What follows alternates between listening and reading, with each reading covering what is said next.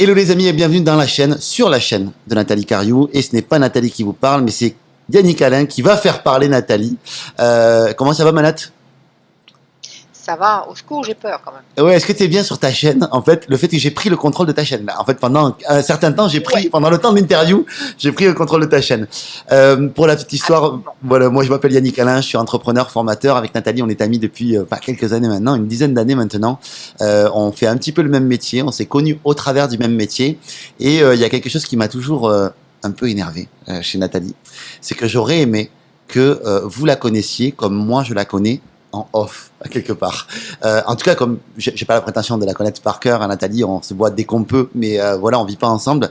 Mais en tout cas, je vois moi des parts de Nathalie qui me touchent particulièrement et j'aurais aimé, si c'était possible, vous y donner accès. Et c'est pour ça que j'ai dit à Nathalie, j'aimerais bien te tanner un petit peu pour faire une interview et que les gens te connaissent comme moi je te connais. Donc c'est un petit peu Nathalie secrète. J'espère en tout cas qu'on va arriver à ça parce que j'aimerais voilà au-delà de elle est coach sur l'intelligence financière, c'est une investisseuse, elle est formatrice incroyable, elle est conférencière incroyable, elle est également la fondatrice de l'école Richesse et Liberté que vous connaissez, enfin la formation Richesse et Liberté, et elle est également l'initiatrice de ce génial défi qui s'appelle le défi Liberté, qui est un défi gratuit que je vous invite vraiment à tous de suivre dès que voilà, vous inscrivez sur sa newsletter, elle va vous donner les informations de ce défi-là, qui fait gagner jusqu'à 1000 à 1500 euros en une semaine aux gens qui suivent ce défi-là. C'est quand même juste incroyable comme défi. Au moment où vous regarderez cette vidéo, peut-être que ce sera 10 000 euros à ce moment-là, j'en sais rien. Mais en tout cas, je sais que c'est un mouvement qui permet vraiment aux gens de tutoyer justement cette liberté financière. Et Nat, moi, ce que j'aime chez toi, évidemment, tu es une entrepreneuse incroyable, je t'admire et je t'admirais même avant voilà, qu'on se connaisse et qu'on ait autant de liens, toi et moi. Euh, mais je t'admire évidemment en tant qu'entrepreneuse, mais ce que j'apprécie particulièrement, c'est la femme, évidemment, et la maman aussi que tu es. Parce que tu as une histoire de vie, tu as toute une chose. Et moi, pour la petite histoire, ce qui m'a beaucoup touché chez toi, c'est que Nathalie, pour information, a été, on va dire, avant, on va dire, avant que moi je me lance, elle était arrivée sur le marché, en tout cas avant moi. Et donc du coup, elle faisait partie, on va dire, des gros poissons dans ce marché-là. Et moi, j'évoluais, je faisais mes petites choses en fait dans mon milieu. Et le jour où j'ai voulu lancer vraiment un programme, voilà, j'ai dit à Nathalie, on se connaissait à peine. En plus, vraiment, c'était vraiment, on se connaissait à peine. Et j'ai dit à Nathalie, est-ce que tu voudrais bien me suivre et m'aider à faire connaître mon programme, sachant que Nathalie n'avait pas grand-chose à gagner à ça. Elle savait pas du tout ce que je valais humainement, professionnellement, enfin humainement oui, mais professionnellement parlant, elle savait pas. Et Oui, en fait, elle a humainement, oui. fait, oui, humainement oui, ça allait, mais professionnellement, elle savait pas vraiment en fait. Et des fois, c'est un risque en fait. Et des fois, il y a des gens, c'est business is business. Et puis l'amitié, c'est l'amitié, le business, c'est le business. Et donc, quand je lui ai fait cette demande, je me rappelle en fait qu'elle m'a dit oui de suite. Et je me suis dit, mais waouh! Et elle a contribué à faire de mon lancement un vrai succès, puisque sur ce lancement-là, il y a que très peu de personnes de poids qui m'ont suivi, il y a que pas quasiment que toi. On a réalisé 600 à 700 000 euros, 650 000 euros à ce premier lancement. Et donc, je tenais vraiment à te remercier parce que ça m'a donné confiance. Tu vois, tu sais, des fois, tu crois que le oui que tu m'as donné était un oui, on va dire, bah, c'est sympa, j'ai envie de le faire parce que tu me l'as dit. Après, non, j'avais envie de le faire. Et puis, c'était cool de le faire. Mais le oui que tu m'as donné, moi, il m'a donné une autorisation de me dire, je peux peut-être demander à d'autres personnes qui sont de poids parce que je sais qu'il y a Nathalie qui me suit. Et comme Nathalie me suit, ça m'a donné une crédibilité. Et tu n'imagines pas à quel point l'action que tu as fait, le oui que tu m'as donné, a été hyper transformateur pour moi, m'a aidé, en fait, m'a donné des ailes, en fait, en vrai. Donc, je voulais déjà te remercier beaucoup pour ça. Parce que cet acte oui, pardon. Parce que ça peut paraître anodin. Oh, et puis une émotion. Mais non, mais c'est vraiment un acte fort, en fait, que tu as fait pour moi. Et je tenais vraiment à te remercier pour ça. Parce que si j'en suis là aujourd'hui, c'est aussi et beaucoup parce que tu y as contribué, toi aussi. Et pas que en me disant oui et en me communiquant pour moi. Juste parce que moi, ça m'a donné de la confiance. Ça m'a donné une espèce d'élan, en fait. Et parce que dans ton personnage, tu peux paraître par moments un peu dur. Tu sais, t'as une espèce de porte d'entrée au début qui peut paraître un petit peu, je sais pas comment te dire, mais pas hyper welcome, tu vois, au début. Et moi, je sais pas pourquoi, ouais, j'ai senti dès le début que t'avais un cœur énorme, en fait. Et, et, je te vois, même moi, ça me met l'émotion. C'est que je te vois évoluer, je te vois grandir, je te vois, tu vois, dans le monde de l'infoprenariat et je me dis, punaise, mais pourquoi est-ce que, enfin, j'aimerais tellement que les gens connaissent en fait parce que tu vois, connaissent le cœur que tu as. Je n'arrive plus à parler, hein. Mais connaissent en fait la Nathalie et le cœur, parce que on le voit au travers de ce que tu fais. Oui, tu es super forte, t'es une super marketeuse, t'es une super formatrice, t'as un programme qui est juste incroyable et qui est incontournable aujourd'hui sur l'argent. Mais c'est tellement plus profond que ça. Pour moi, en fait, et il y a tellement plus derrière la personne que tu es, la femme que tu es. Il y a tellement plus que ça. Tu vois, et je sais même pas si j'ai des questions par rapport à ça, parce que en fait, c'est comme ce que je te dis là. Et tu valides ce que je te dis quand même, un minimum? Oui, oui, je valide. Alors effectivement, la question c'est d'où ça peut venir. Alors ça peut venir aussi parce que c'est ma carrure qui fait que je suis un peu impressionnante. Voilà. Je T'es à pense que l'aise si avec je ça? faisais 50 kilos, je vis avec. Je vis avec. Je crois que j'aimerais pas faire 50 kilos, 1m60. Ça, voilà. Je suis désolée pour. C'est pas moi. Tu te sentirais faible? Donc j'ai quand même. Pardon? Tu te sentirais peut-être faible ou moins armé? Oui, et puis j'aime bien les choses d'ampleur. Donc quelque part, voilà, j'aime bien voir grand. Alors, je dis pas que j'aurais pas plaisir à perdre un certain nombre de kilos, bien évidemment, mais d'une part, entre l'effort que ça demande de le faire et l'effort que ça demande de ne pas le faire, voilà, il y a des fois où je me dis que je préfère ne pas m'enquiquiner la vie, et c'est vrai qu'il y a des fois où c'est quand même beaucoup plus simple de pas faire attention, quoi, ou pas faire attention à ce qu'on mange, etc. Donc voilà. Après, donc j'aime bien quand même prendre de la place, j'avoue. Ça me va. J'aimerais pas effectivement faire 50 kilos tout habillé. Je pense que j'aurais du mal aussi à être crédible. Si donc quelque part ce que je peux gagner, enfin ce que je peux gagner j'allais dire en difficulté d'abord. Peut-être que je gagne sur le côté crédible, sur le côté rassurant, sur le côté légitime. Donc je suis légitime, je suis rassurante, je suis perçue effectivement comme étant crédible. Euh, bon, voilà. Alors Ouais. effectivement, est-ce qu'on peut parler d'argent en étant un peu plus fragile, un peu plus peut-être avec une image, parce que c'est de l'image, hein, mais une image un peu plus désarmée, je sais pas.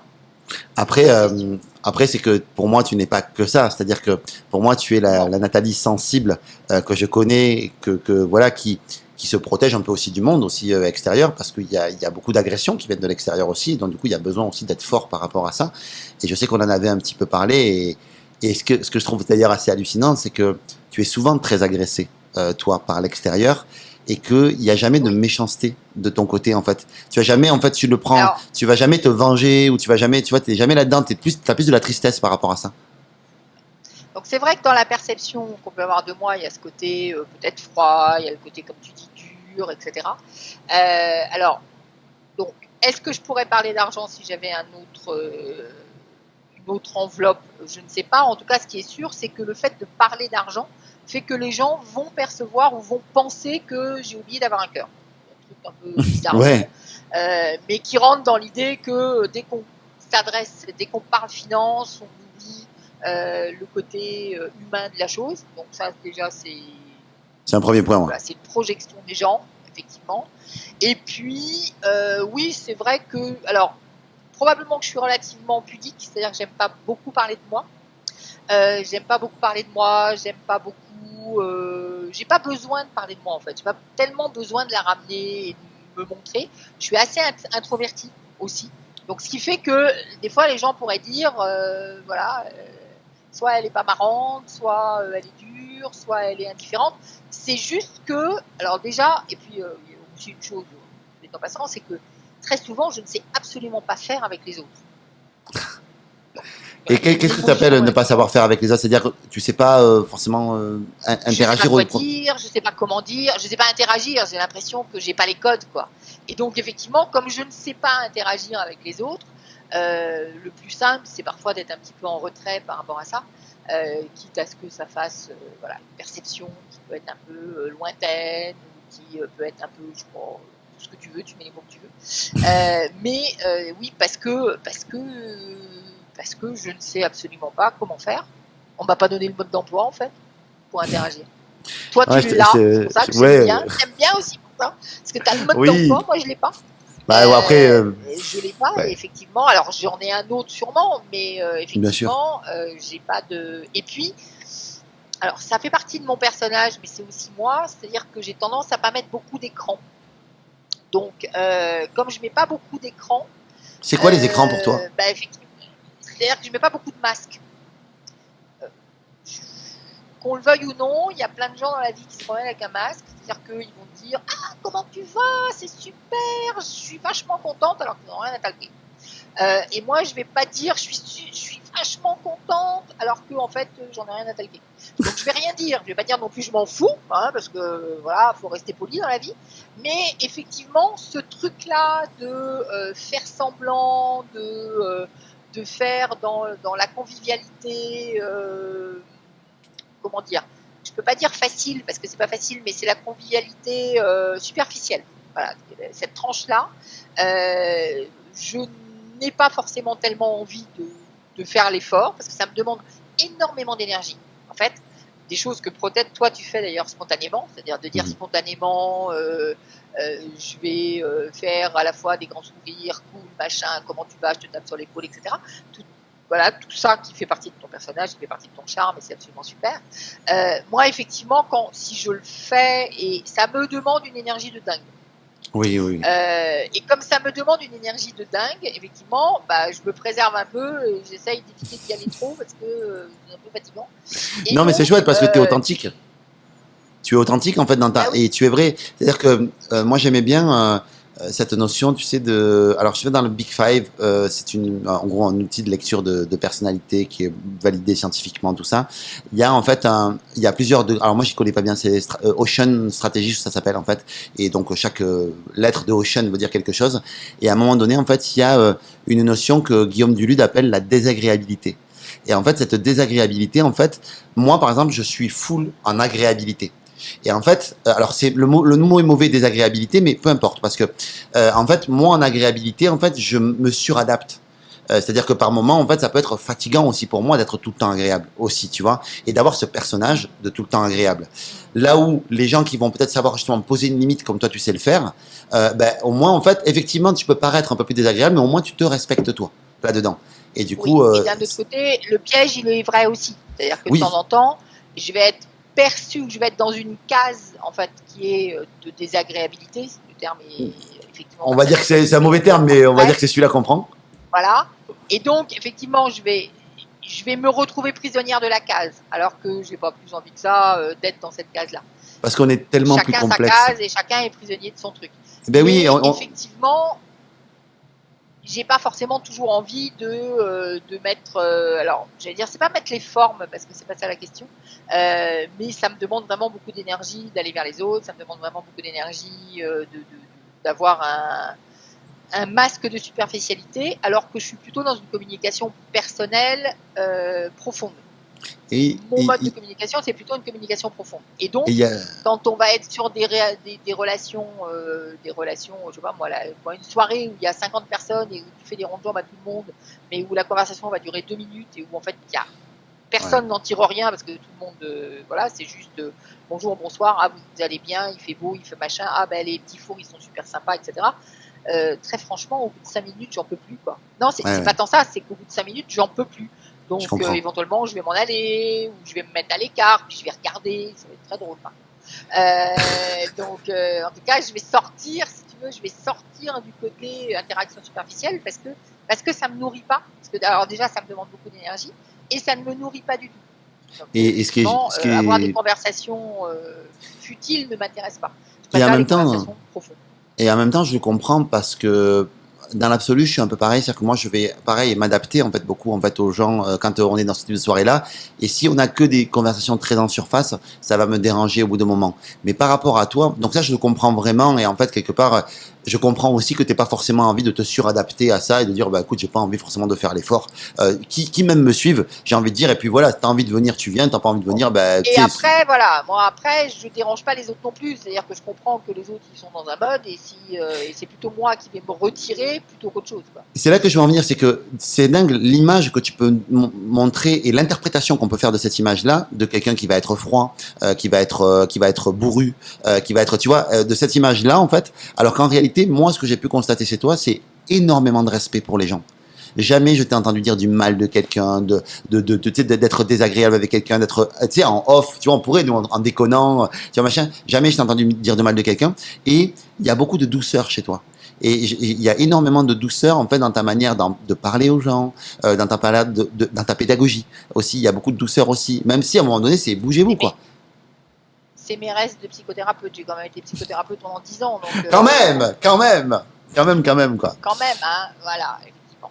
Mais c'est vrai que, alors, j'ai appris ça aussi, c'est-à-dire que même, alors, indépendamment des conversations, superficielles ou pas, les gens aiment pas tellement qu'on leur dise la vérité.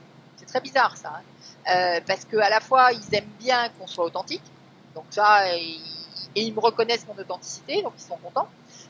Et d'un autre côté, ça les chagrine que d'appeler un chat, c'est-à-dire qu'ils préfèrent qu'on leur dise que le chat il ressemble à un tigre, mais quand même c'est un chat.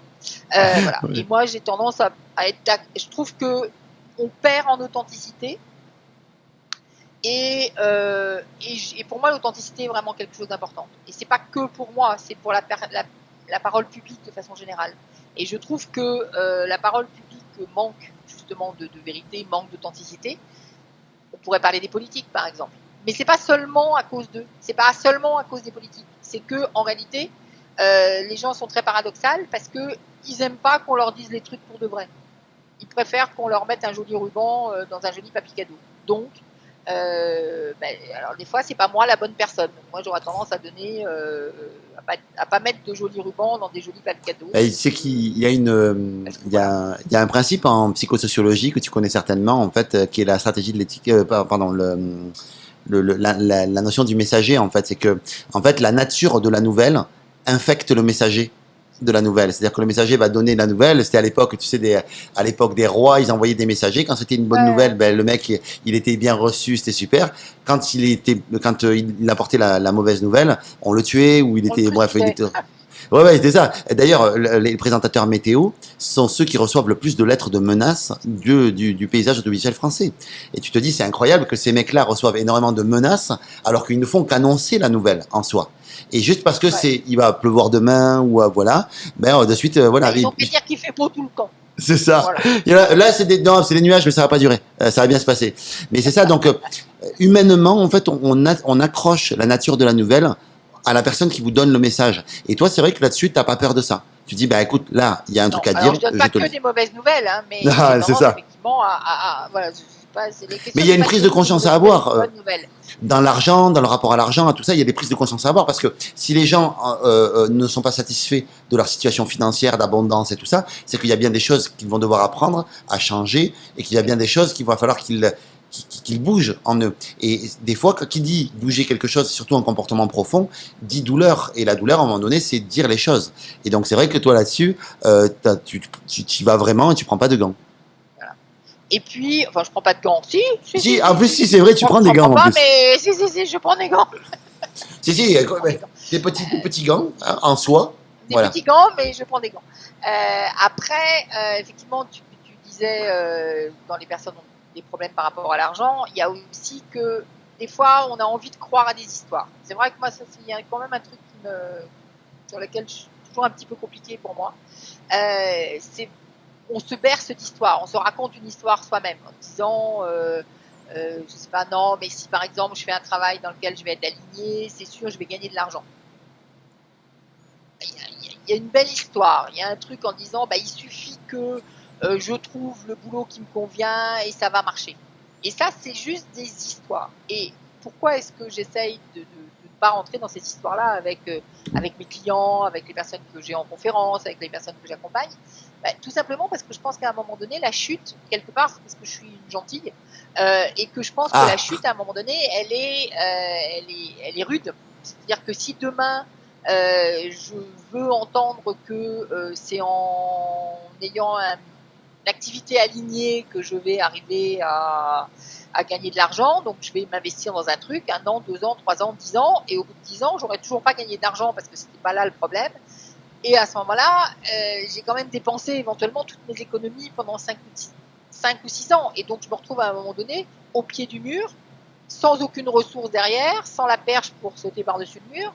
Et là, ça peut faire mal. Et je trouve que c'est pas un cadeau, enfin, c'est pas un service à rendre aux gens que de leur dire que les choses vont être faciles ou d'aller dans leur sens parce qu'ils ont envie de se raconter des histoires. Et toi, t'as compris comment, en fait? T'as eu le déclic comment? Parce que si j'ai bien compris, t'étais pas tout le temps dans l'abondance, toi non plus. À un moment donné, ça a été Non, j'ai compliqué, en pas fait. tout le temps été dans l'abondance. Et le déclic, il vient d'où, en fait? C'est quoi ta vie avant et ta vie après? C'est quoi qui bascule? Alors, ma vie avant, c'est que je m'intéressais pas du tout à l'argent. C'est que je croyais tout ce qu'on me racontait, à savoir que l'argent, c'est pour les méchants, que ceux qui en ont, c'est des matérialistes égoïstes. Et moi, j'avais des choses drôlement mieux à faire, et je m'amusais, et je faisais du marketing, et je m'occupais après, j'étais psychothérapeute, je m'occupais des hommes, quand même c'est plus important que le reste. Et donc, je faisais des trucs de valeur. Donc, je me percevais comme avoir des activités qui étaient des activités valorisables, spirituelles, développement perso, tout ça. Donc, sur une échelle une échelle de valeur, sur une échelle d'intérêt, j'estimais que mes activités étaient plutôt au top. Mes finances étaient plutôt en bas. Un petit peu. Il y avait un gap. Et donc, le déclic, c'est probablement qu'à un moment donné, elles étaient, entre guillemets, tellement bas, ces finances, qu'à un moment donné, il a fallu me dire, mais il y a quand même un truc qui va pas, quoi. C'est-à-dire, à force de faire le grand écart en disant, non, mais mes activités, c'est super génial, mais mes finances, ça va pas. D'abord, au bout d'un moment, les activités super géniales, ben, on peut pas les amener, on peut pas faire ce qu'on veut dans la vie, parce qu'on n'a pas les finances qui vont bien. Donc, même si on a des activités super géniales, ben, on peut pas aller en parler devant la télé, on peut pas en parler sur Internet, parce qu'on peut pas faire de pub. Enfin, si on peut en parler sur Internet, on est tout seul dans son coin et dans sa cuisine, donc c'est pas terrible. Donc si on veut effectivement qu'il y ait des gens qui entendent ça, il va falloir avoir un petit peu de sous pour ça. Et donc, ne serait-ce aussi que pour être cohérent. J'aime bien la cohérence. Ouais. Et c'est bête, mais c'est sympa la cohérence. Hein. Pour moi, c'est la cohérence, j'aime bien. Et donc tout ça, ça fait que effectivement, à un moment donné, j'ai dû me dire que j'étais, même si j'avais une activité sympa, j'étais frustrée de pas avoir cet argent qui pouvait me permettre de faire au minimum des choses. Et donc, je suis retournée voir pourquoi est-ce que, je sais pas, un jour ça finit par me rentrer dans le crâne que c'est peut-être pas une bonne idée d'être frustrée, que j'avais peut-être autre chose à faire de ma vie. Mais ça a mis du temps, hein, parce que j'étais convaincue que les autres ils savaient faire, moi je savais pas faire. Que bon, il y a beaucoup de ça, c'est un peu un truc perso, très très très perso, que les autres savent faire et moi je sais pas faire. Et pourquoi? Qu'est-ce qui tu penses? C'est quoi? T'as un manque d'estime de toi? T'as un manque de confiance en toi par rapport à ça? Ah non, D'amour non, de c'est comme toi? si j'avais, c'est vraiment une case qui manque, quoi. Tu vois, c'est un truc. T'avais Ça doit l'impression être un d'avoir une truc de case haut qui manquait, potentiel. quoi. Ouais, c'est un truc de haut potentiel. Du coup, j'ai une case qui manque. Voilà. Donc, effectivement, c'est pas que je. D'ailleurs, je me suis pas dit, tiens, si tu t'intéresses à l'argent, tu vas pas en gagner. Ça pourrait être un manque d'estime de soi-même. J'ai jamais pensé que j'y arriverais pas. J'ai pas eu de problème là-dessus. Mais par contre, pendant des années, je me suis dit, je me suis tenue justement à l'écart d'un certain enrichissement, ou en tout cas de moyens pour faire ce que j'avais à faire dans la vie. C'est surtout comme ça que je perçois l'argent, moi, personnellement. Et donc, je me suis tenue à l'écart de ça, tout simplement en me disant, je sais pas, c'est un peu comme si, tu vois, on pourrait imaginer comme si j'étais maudite, ou comme si tous les autres... Non, c'est tous les autres, ils savent, et moi, je sais pas faire. Ça peut être, on pourrait vraiment prendre ça pour une position de victime, d'ailleurs, assez intéressante quand même, il faut bien dire ce qui est. La psychothérapeute revient. Très fière. Voilà, la psychothérapeute revient, quand même un peu la victime de base, mais bon, la victime de base, elle se nourrissait bien de ça, en disant, voilà, je sais pas faire, les autres, ça. Et donc, Alors, soit j'ai des moyens d'apprendre, soit je reste dans ma situation. Tu vois, moi, c'est de raconter une histoire, une petite histoire comme ça, une petite anecdote, pour vous dire que ça date d'il y a longtemps. Je devais être en CM1, j'ai dû rentrer entre le CE2 et le CM1, ceux qui sont français, et j'ai changé de région, j'ai changé d'école, j'ai changé d'école Le et de cadre de vie, région ouais. entre le CE2 et le CM1. Voilà. Et quand je suis arrivée au CM1, il y a la maîtresse qui voulait évaluer notre niveau. Et donc elle nous a demandé, nous a donné une feuille de maths, et puis elle nous a demandé de faire des additions, des soustractions, des multiplications et des divisions. Et les divisions, il y avait des divisions comme on les fait et comme moi j'avais appris à les faire en CE2, c'est-à-dire où on marque 4, le petit signe divisé, 2 égale, il fallait mettre la réponse, donc 2. Je me rappelle quand on disait CE2, CM1, hein, donc voilà. Et puis il y avait, et puis elle avait posé des divisions, donc les fameuses divisions posées où on fait un truc là comme ça et puis on tire les machins. Bon. Et j'avais jamais vu de division posée de ma vie parce qu'il se trouve que les programmes n'étaient pas tout à fait les mêmes et que là d'où je venais, tout le CE2 était consacré à comprendre le principe de la division, que j'avais parfaitement bien compris, mais pas à poser des divisions et à savoir les calculer. Et je suis rentrée le soir chez moi. Et genre, j'ai dit à mes parents, je sais pas si j'ai pleuré ou pas, peut-être pas, sûrement, mais je ne suis pas sûre, où j'étais, entre guillemets, une tarée de première. Non, il y avait un truc qui allait pas, c'est que tout le monde dans la classe, donc c'était très amusant, parce que je suis rentrée, j'ai dû dire à mon père ou à ma mère, écoute, tout le monde a su faire ces divisions posées, sauf moi. Et donc, mon père, qui était plutôt genre gentil, lui aussi, qui m'a dit « T'inquiète pas, je te les apprends ». Et on a passé la soirée à apprendre des divisions posées. Donc à poser une division, voilà, donc on a fait ça le soir. Et donc le lendemain matin, et c'est là où le truc drôle de l'histoire, c'est que le lendemain matin, quand la maîtresse a entre guillemets rendu les copies, donc dit voilà les niveaux, etc., je pense que j'étais la seule de la classe à savoir faire les divisions posées. Parce qu'en réalité, j'avais interprété que parce qu'elle le demandait, ça c'est typiquement moi, alors moi, voilà, c'est parce qu'on le demandait, c'est qu'on était censé le savoir. Ça c'était mon interprétation qui était complètement fausse. Alors j'aurais pu interpréter qu'elle me l'avait demandé et je ne savais pas faire, hein, ça aurait pu être une interprétation possible. Mais non, moi dans mon système, c'est tu me le demandes, donc je suis censé répondre. J'étais quand même un peu bon élève quand même à l'époque. Quand même. Et donc, voilà. Donc je suis censée répondre. Et là, elle me pose un truc, et donc je ne sais pas répondre, donc je reviens le soir en disant tout le monde sait répondre, puisqu'on a posé la question, sauf moi. Et le lendemain matin, je pense qu'il n'y avait que moi qui savais faire. Ouais, c'est ça, ouais. Et tu savais faire et tu savais bien faire en plus. Donc Parce que je savais faire, parce que tous les autres, bien évidemment, ils étaient restés pareils que moi. Alors certains avaient dû le faire, hein, mais les autres étaient restés devant leur copie. T'as une curiosité, quoi. C'est que déjà à cet âge-là, t'as une curiosité de dire non, je sais pas faire, je me sens en carence, t'es authentique et t'es vrai. Et effectivement, peut-être que les autres jouent aux joueurs de poker, quoi. Moi, combien de fois ça m'est arrivé aussi à l'école, en fait, même récemment, on te pose une question, t'as personne qui sait répondre à la question, et où personne ne comprend et personne ne dit rien. Est-ce qu'on peut dire que, enfin, moi, j'ai pas compris. Voilà. Quitte à paraître pour l'imbécile de service. Mais peu importe, parce qu'en fait, en réalité, tu rends service à énormément de gens, en réalité, en faisant ça. Et c'est une grande preuve de maturité, déjà, à cet âge-là. Tu vois, que de dire, je sais pas moi, faire. je suis très capable de dire, effectivement, j'ai pas compris. Donc là, c'est juste que j'avais pas compris, mais j'étais la seule, j'avais interprété que j'étais la seule qui n'avait pas compris. Ce qui n'était pas tout à fait vrai.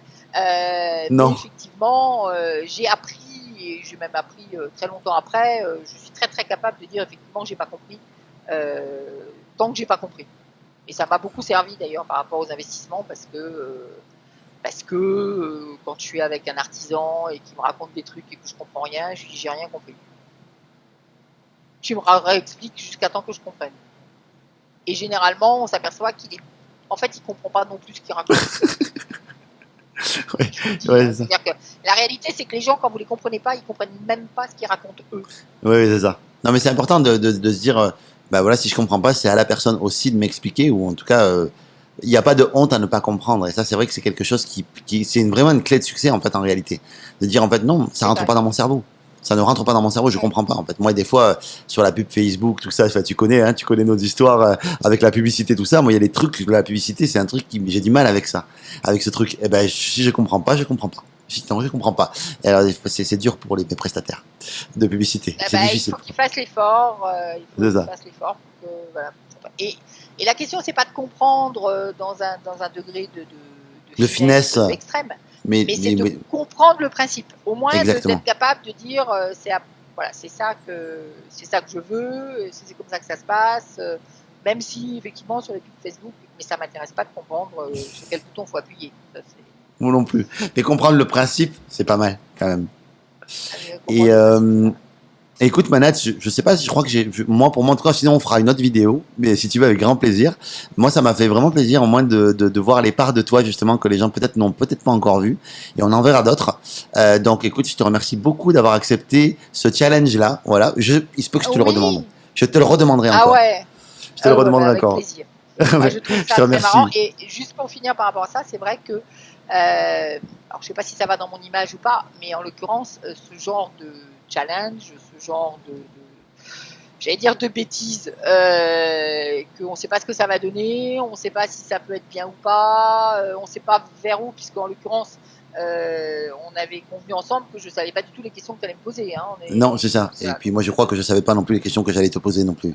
Non, je savais où j'avais envie d'aller en fait, mais j'avais vraiment envie. J'espère que vous aurez entrevu ça, que les gens voient au moins juste une autre facette de toi aussi, et que les gens voient aussi l'humaine, la femme, et que les gens te connaissent comme je te connais dans ta générosité, dans l'amour que tu peux donner aux autres, dans ton désir de faire réussir les gens aussi, dans ton désir d'aider l'humanité en fait finalement. Et je trouve que c'est beau parce qu'il y a la Nathalie effectivement qui sait ce que c'est qu'un sou est un sou, mais il y a aussi la Nathalie qui est une femme extraordinaire, qui a été par moments aussi blessée par la vie et qui aussi aide énormément de personnes autour d'elle, et tu fais vivre beaucoup de gens et tu aides énormément de personnes, pas que dans tes programmes mais aussi qui sont proches de toi.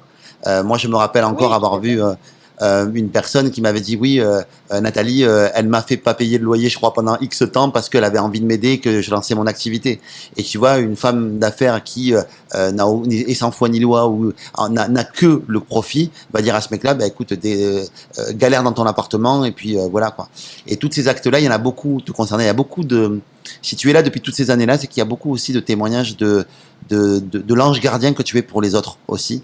Et je voulais juste te dire que voilà, pour moi, tu as été un ange gardien, tu as été un ange gardien pour plein de gens, et je trouve ça cool de le voir un peu. Et peut-être qu'une clé de déchiffrage, c'est justement par rapport à ça, et ça sera notre conclusion, c'est que je crois beaucoup plus aux actes qu'aux mots. Et je pense que les actes mentent peu.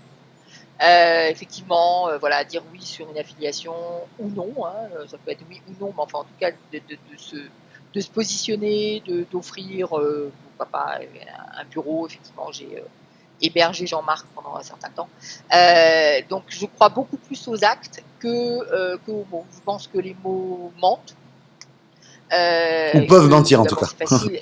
C'est facile de dire des choses et de ne pas les tenir, et que voilà, j'aime autant agir et poser des actes et que faire des promesses, comme tout le monde, que des fois on croit qu'on va les tenir et on ne les tient pas tout à fait. Mais ça, c'est comme tout le monde.